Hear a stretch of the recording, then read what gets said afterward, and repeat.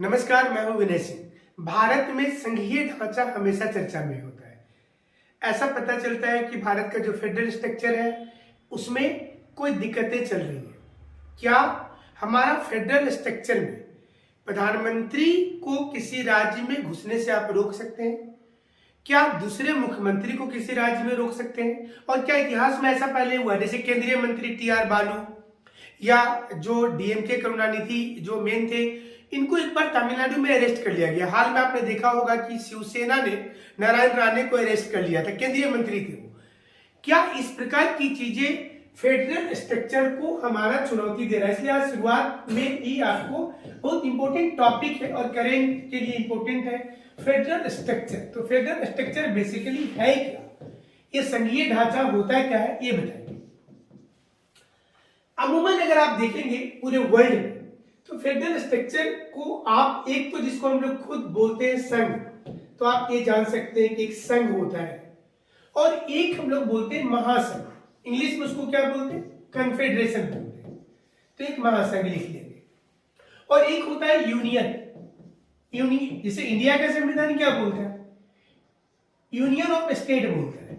भारत का संविधान बोलता है यूनियन ऑफ स्टेट। और एक होता है जिसको हम लोग बोलते हैं अर्धसंघ, यानी कि क्वेसी फेडरल। अब सुप्रीम कोर्ट भी समय समय पर इस पर जजमेंट देती आई है। तो जैसे चर्चा में क्यों है ये फेडरल स्ट्रक्चर, चर्चा में क्यों है? प्रधानमंत्री के काफिले को रोकना, घुसने नहीं देना, और भविष्य में जैसे जब प्रोटोकॉल होता है कि कहीं भी प्रधानमंत्री जाते हैं तो वहां मुख्यमंत्री को रहना चाहिए, तो कई बार बंगाल का सीएम वहां नहीं पहुंच पाए, पंजाब के सीएम नहीं पहुंच पाए, महाराष्ट्र के सीएम नहीं पहुंच पाए। क्या ये सीधी चुनौती है संघवाद को? और क्या ये संघीय ढांचा में भारत के सभी राज्य भी धीरे धीरे क्या अलग हो जाएंगे? मतलब अगर ऐसा हो गया तो क्या होगा कि कल को अगर हर राज्य बोलने लगे कि हम अपने राज्य में इसको घुसने नहीं देंगे, झारखंड में उसको नहीं आने देंगे, बिहार ये नहीं घुसेगा, तमिलनाडु में वो नहीं जाएगा, बंगाल ये नहीं आएगा, सब वो नहीं जाएगा, तो ये क्या हो जाएगा? धीरे धीरे ये सारे राज्य एक हमारे देश में एक फेडरल स्ट्रक्चर खुद बन जाएंगे, उनका अपना जमीन हो जाएगा, तो सारी दिक्कतें आएंगी। हमारा कानून क्या बोलता है? आप इसको आप ऐसे समझिए कि जैसे कोई एक देश है और इस देश में कई ऐसे राज्य हैं, छोटे छोटे प्रोविंस बोल सकते हैं, राजा थे पहले। तो ये लोग अकेले रहना नहीं चाहते, ये लोग चाहते हैं कि हम एक साथ यूनाइट होकर के रहें। तो उनकी कोई शर्त होगी, सभी लोग एक साथ मीटिंग करेंगे, एक संविधान बनाएंगे। चलो भाई, एक संविधान बनाते, सारे लोग सिग्नेचर करते हैं, और एक कानून में लिख देंगे कि आप कभी भी हमारे साथ संघ में हैं, अलग लेकिन नहीं होंगे। If you once sign in the union you don't have right to move away. आप बाहर नहीं जा सकते। तो जब आप बाहर नहीं जा सकते तो आप संघ में आ गए, और अगर ऐसा है तो उसको हम लोग क्या बोलते हैं? उसको बोलते हैं फेडरल स्ट्रक्चर। ये संघीय ढांचा होता है। जैसे अमेरिका में है, कनाडा में है, कि आप एक साथ राज्य में है, राज्य का संघ है, लेकिन अलग कभी नहीं होंगे आप, और ना ही आपको विशेष चीज देंगे। कानून बन गया, इसी फेडरल में रहना है। लेकिन यहां पे क्या होता है कि केंद्र जरूरत से ज्यादा शक्तिशाली हो जाता है, पूरा उसकी ताकत बढ़ जाती है। कानून में लिखा हुआ है, सुप्रीम कोर्ट को ताकत मिलती है। महासंघ में क्या होगा? सेम चीज होगा, लेकिन इसके अलावा महासंघ में क्या होगा कि इसके जो भी लोग होंगे, if they want to go away they can, वो जा सकते हैं। अगर आप इसमें देखें, ये जो इलाका आपको दिख रहा है रसिया का, ये जैसे ये पूरा जॉर्जिया, ये उज्बेकिस्तान, कजाकिस्तान, किर्गिस्तान, ये पूरा इलाका तो रसिया में था पहले। तो ये कन्फेडरेशन का उदाहरण है कि ये जब चाहा, उसमें लिखा हुआ है कि अगर आप चाहेंगे तो आप अलग हो सकते हैं। तो आप देखिए वो अलग हो गए। हमारा जो संघीय ढांचा है और वहां का जो संघीय महासंघ, रसिया अलग हो गया। हमारा संविधान तो ये दिखता है, India that is Bharat will be the union of state. हमारा संविधान बोलता है कि भारत क्या होगा, राज्यों का संघ होगा। मतलब इसका मीनिंग क्या हुआ, नया टाइप का वर्ड आ गया, यूनियन ऑफ स्टेट। तो इसका मतलब हुआ कि एक संघ में आप सभी आएंगे विदाउट एग्रीमेंट। देखिए यहां पर एग्रीमेंट है, यहां पर क्या है, एग्रीमेंट है। इस जगह में एक एग्रीमेंट होगा, यहां पर एक एग्रीमेंट होगा, यहां भी एक एग्रीमेंट होगा और यहां भी एक एग्रीमेंट होगा। लेकिन ये एग्रीमेंट यहां पर नहीं होगा, यहां पर एग्रीमेंट नहीं होगा, आप अपने से आएंगे। लेकिन ये बोलता है कि जब एक बार आप आ जाएंगे तो आपको वापस जाने का अधिकार नहीं होगा। If you once join the union you don't have right to go outside. यहां पे क्या है, यहां पे नहीं कहेंगे, लेकिन एग्रीमेंट है। यहां क्या था कि आप आएंगे और जब इच्छा होगा तो जाएंगे। देखिए वापस जा रहे हैं, जैसे कजाकिस्तान वगैरह वापस गया रसिया से। यहां बोल रहा है कि एग्रीमेंट भी नहीं है और वापस भी नहीं जाएगा, आपको इसी में रहना है। तो आपके दिमाग में आएगा अगर एग्रीमेंट नहीं है तो 370 क्या था, जम्मू कश्मीर कैसे आ गया, अरुणाचल प्रदेश को 371 के द्वारा अलग क्यों विशेष राज्य का दर्जा है, सिक्किम को क्यों है। इसके लिए सुप्रीम कोर्ट में मुकदमा हुआ था। सुप्रीम कोर्ट ने बोला कि इंडिया, अब अभी क्वेश्चन में जैसे पूछता है ना, हमारा संविधान ये बोलता है, लेकिन सुप्रीम कोर्ट बोलती है कि हमारा ये भी नहीं है, हमारा ये भी नहीं है और हमारा ये भी नहीं है। सुप्रीम कोर्ट बोलती है we are quasi federal. Supreme court बोलती है कि हमारा अर्ध संघ है, हमारा दिखावे का संघ, अकॉर्डिंग टू सुप्रीम कोर्ट। क्यों? तो हमने तो जम्मू कश्मीर से किया समझौता, किया था ना, हमने अरुणाचल प्रदेश से किया था, असम से किया था, नागालैंड से किया था। तो कहीं तो हम नहीं किए, झारखंड से कुछ नहीं किए, बिहार से कुछ नहीं किए, यूपी से कुछ नहीं किए, लेकिन कई पर्वतीय राज्य से किया आर्टिकल 371 के द्वारा। तो हमने कभी समझौता किया और कभी समझौता नहीं किया। तो जब दोनों चीजें हैं तो हमारा कैरेक्टर क्या है, तो हमारा कैरेक्टर एक मेढक के जैसा है। हमारा कैरेक्टर एक मेढक के जैसा है जिसमें फ्रॉग का कैरेक्टर है। दोनों में हम जमीन में भी रहते हैं और बाकी चीजों में भी जाते हैं। तो संघीय चीजों को चुनौती कहां से मिल रही है? अगर आप हमारे संविधान को देखेंगे तो हमारे देश में जितनी भी ये जमीन है, ये सारी जमीन, ये बेसिकली ये सारी जमीन जो है, ये टोटल जमीन किसकी है? तो हमारे देश में ये सारा जमीन अगर आप देखेंगे तो टोटल जमीन जो है ये भारत में किसके पास है? तो ये टोटल है भारत में केंद्र के पास।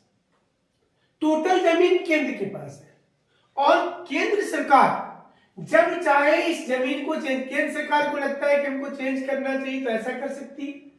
किसी राज्य को लगता है कि काट करके ऐसा बना दो, किसी राज्य को लगता है कि ऐसा कर दो, किसी को ऐसा कर दो, किसी को जैसा मन वो केंद्र सरकार कर लेगी।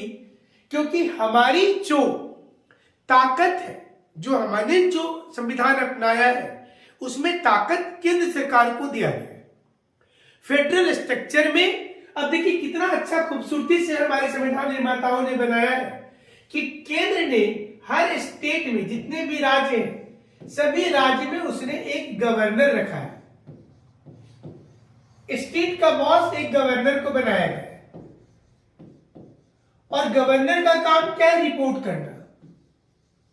और ये रिपोर्ट किसको करेंगे? ये रिपोर्ट करेंगे केंद्र को, प्रेसिडेंट को। और प्रेसिडेंट से रेगुलर टच में कौन है? प्रेसिडेंट से रेगुलर टच में सेंटर के लोग हैं। तो अल्टीमेटली देखिए यहीं से फिर यहां, यहां से यहां और यहां से यहां एक ही साथ। तो हमारा जो कॉन्स्टिट्यूशन है इसमें गवर्नर को भी राज्य में रिपोर्ट देने के लिए रखा गया है। केंद्र कभी भी बहुत ज्यादा मनमानी अगर कर देती तो सुप्रीम कोर्ट में मामला जाता, आप देखे होंगे। लेकिन जैसा आप इस केस में देख रहे हैं कि आप अगर प्रधानमंत्री को घुसने पर रोक लगा दीजिएगा, तब तो अलग देश बन गया, तब तो पाकिस्तान बन गया, बांग्लादेश बन गए कि हम नहीं घुसने देंगे अपने देश में। तो यहां पर संघीय ढांचे को जब चुनौती मिलता है तो गवर्नर रिपोर्ट देकर के कानून व्यवस्था पर जिक्र करेंगे और 356 का प्रयोग ये करवा सकते हैं। जब गवर्नर चाहेंगे तो 376 का प्रयोग होगा, 356 का, माफ कीजिएगा, 356 का प्रयोग होगा। राज्य में राष्ट्रपति शासन लगा देंगे। लगाना नहीं लगाना एक पॉलिटिकल मैटर भी होता है, लेकिन देश को जब ऐसा लगेगा कि प्रॉब्लम आ रहा है, जैसे 2006 में शिबू सोरेन के तत्कालीन कोयला मंत्री थे और जैसे ही उन्होंने इस्तीफा दिया तो उनकी भी अरेस्टिंग हो गई 2006 में। उसके पहले जयललिता के समय में भी अरेस्टिंग हुई है, 2001 में हुई है गिरफ्तारी, मुरसोली मारन का, टीआर बालू का, नारायण राणे का हाल में हुआ था। ये सारी चीजें पावर डिस्ट्रीब्यूशन सेंटर और स्टेट के बीच में है। तो ये अगर सोचेंगे कि हमारा संघ क्या बोलता है, कुछ भी नहीं है, सिंपल है कि हमारा संघ बोलता है कि जो शक्ति है, जो हमारा पावर है, ये पावर को थोड़ा इधर दे दो और यहां से पावर थोड़ा पंचायत को दे दो। देखिए ऐसे केंद्र के पास बोला गया है कि आप अपनी पावर थोड़ा उधर भी दे दो, राज्यों को दे दो, मिल करके चले। सारी शक्ति अगर केंद्र रखी रहेगी तो नहीं चल पाएगा सत्ता। तो कुछ ताकत केंद्र क्या करे, ट्रांसफर कर दे स्टेट को, और स्टेट किसको कर दे, स्टेट कर दे पंचायत को। 1919 का जो कानून बना था ब्रिटिश काल में, उस कानून में प्रावधान किया गया था कि कुछ विषय दे देते हैं चलो राज्य वाले को। तो वहां से आप शुरुआत मान सकते हैं संघीय ढांचे का, कि जो भारत का संघीय ढांचा उस प्रकार से काम कर रहा है। तो इंडिया में संविधान सुप्रीम है। हमारे देश में अगर देखेंगे तो सुप्रीमेसी किसके साथ है, तो हमारे देश में सुप्रीमेसी जो है कॉन्स्टिट्यूशन के साथ है। तो इसलिए आप बोल सकते हैं कि एक संघ हम लोग है, यूनियन होते हुए भी संघ को हम लोग फॉलो कर रहे हैं। तो कॉन्स्टिट्यूशन सुप्रीम है हमारा, पावर डिस्ट्रीब्यूशन होता है, रिटेन और रिजिड है, और सुप्रीम कोर्ट हमारा बहुत ही मजबूत है। तो आप इसको भी समझ सकते हैं कि हमारा जो सुप्रीम कोर्ट है, ये सुप्रीम कोर्ट भी बहुत मजबूत है। आज के डेट में एक टर्म आ गया है जिसको हम लोग बोलते हैं कोऑपरेटिव फेडरलिज्म।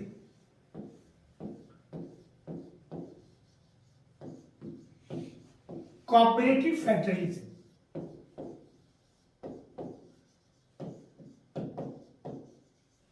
मतलब कि एक सहयोगी संघवाद हो,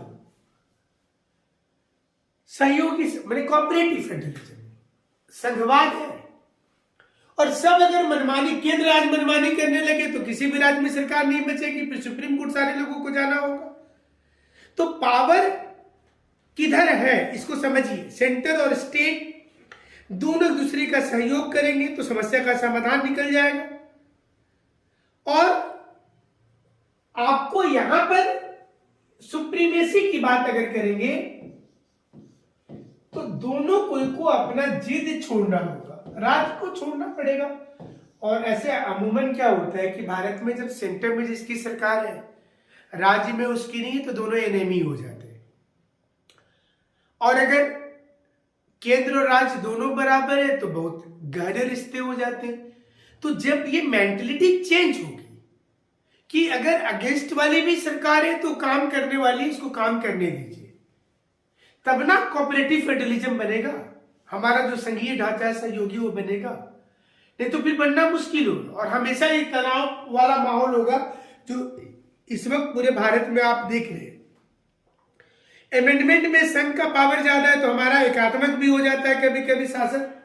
भारत की शासन को अगर देखेंगे तो एकात्मक हो जाता है कि पावर सेंटर के पास है, सिटीजनशिप सेंटर के पास है। एक ही संविधान है, राज्य के लिए कोई संविधान नहीं है। एरिया सेंटर तय करती है, राष्ट्रपति शासन लगता है, गवर्नर सेंटर भेजता है, अमेंडमेंट संघ करते हैं, इंटर स्टेट काउंसिल बनाते हैं, यूटी संघ के पास होता है। तो ये क्या बता रहा है? ये बता रहा है कि इंडिया में यूनिटरी गवर्नमेंट भी है, एकात्मक, जापान जैसा। हमारा संघात्मक भी है, फेडरल भी है, जिसमें मिल करके चल रहे हैं। लेकिन हमारा जो ताकत है, वो ताकत किधर झुका हुआ है? वो सेंटर की ओर झुका हुआ है। इसलिए जब आपके दिमाग में, जब चर्चा में आता है कि क्या प्रोटोकॉल मुख्यमंत्री ने तोड़ा, क्या सही किया, तो आने वाले समय के लिए ठीक नहीं है। क्योंकि जब प्रधानमंत्री की वैल्यू नहीं रहेगी, आपके राष्ट्र अध्यक्ष को चुनौती, अमेरिका में राष्ट्रपति के ऊपर आप इन देशों में, किसी भी देश में आप देख लीजिए, चाहे आप इधर हमारे से वेस्ट में जो वेस्टर्न एशिया है, सऊदी अरब का जो वहां के राष्ट्र अध्यक्ष है, इधर अमेरिका के जो राष्ट्र अध्यक्ष है, क्या किसी का है उतना हिम्मत कि यहाँ के राष्ट्रपति को हम घुसने नहीं देंगे किसी राज्य में, कनाडा में, किसी भी देश में? देखिए, ये पूरे यूरोपियन कंट्री को देखिए, ये पूरे यूरोपियन कंट्री में भी किसी की ये हिम्मत नहीं होगी। लेकिन भारत में अगर ये रेगुलर होता रहा, कल को हम अगर ये बोलते हैं कि नहीं प्रेसिडेंट को आने नहीं देंगे, हमारे देश का अलग अलग राज्य ये बोलने लगे कि हम अपने यहाँ से मिनरल जाने नहीं देंगे, यहाँ से रेलवे लाइन नहीं जाएगा, रोड नहीं पार होगा, नेशनल हाईवे नहीं बनेगा, हमारे ऊपर से जहाज मत चलाइए, तो इसका क्या रिजल्ट होगा? फिर क्या होगा? धीरे धीरे सारे राज्य एक सेपरेशन की ओर जाएंगे, सारे राज्य एक इंडिपेंडेंट। फिर तो बांग्लादेश और राज्य में कोई अंतर ही नहीं रहा, फिर तो हर राज्य इंडिपेंडेंट हो गया। तो इसलिए ये फॉर्मूला बनाया गया है कि केंद्र ताकतवर हो, केंद्र के पास सारी ताकतें हो। जैसे ही कोई राज्य यहां पर विद्रोह करने लगे तो गवर्नर तुरंत वहां पर भेज दे चिट्ठी, और गवर्नर के चिट्ठी जैसे जाएंगे तो सभी राज्य जो होगा वो तुरंत से उसको रोका जा सकता है। अब आपके दिमाग में भी आएगा कि कैसे रोक सकते हैं, राज्यों को रोका कैसे जा सकता है? सारे डिस्ट्रिक्ट में आईएएस ऑफिसर जो होते हैं वो केंद्र से आते हैं, आईपीएस केंद्र से आते हैं। तो जब प्रेसिडेंट रूल लगेगा तो डिस्ट्रिक्ट का बॉस तो केंद्र का ऑफिसर है, तो वहां से तुरंत कंट्रोल हो जाएगा। लेकिन डेमोक्रेसी में ठीक नहीं है कि आप कहीं भी राष्ट्रपति शासन लगा दीजिए। जिस प्रकार की स्थितियां हैं उससे लगने की संभावना बन जाती है।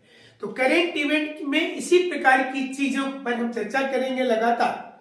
आपको भी किसी मुद्दे पर जानना हो तो हमारे व्हाट्सएप पर आप भेज सकते हैं अपना मुद्दा 9431156794। शुक्रिया, धन्यवाद।